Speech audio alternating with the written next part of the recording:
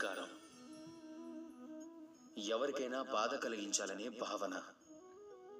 ఒకవేళ ఇది మీ మనసులో ఉంటే, మీ మనసులో మీరు బాధ అనే మహావృక్షాన్ని నాటుతున్నారనే విషయాన్ని గ్రహించడం మంచిది.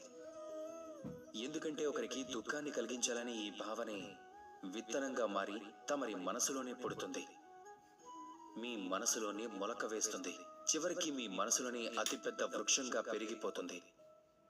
జీవితం మీది, కర్మ మీది, ఎదుటివారిని బాధ పెట్టాలనే భావన మీది, ఆ వృక్షం కూడా మీదే కనుక దాని ఫలాలు కూడా మీకే లభిస్తాయి. కనుక తినడం కూడా మీ వద్దే అవుతుంది.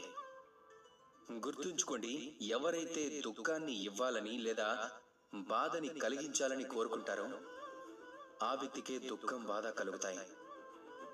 దీని బదులుగా మీరు మరో మాట అనుకోండి, నేను తనకి సుఖాన్ని ఇవ్వాలి అనుకుంటున్నానని, తనకి సంతోషాన్ని ఇవ్వాలనుకుంటున్నానని.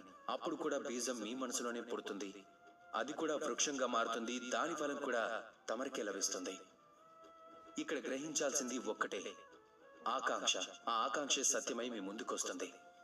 అందుకే ఆ ఆకాంక్ష శుభంగా ఉండాలి, అందరికీ శుభం కోరాలి.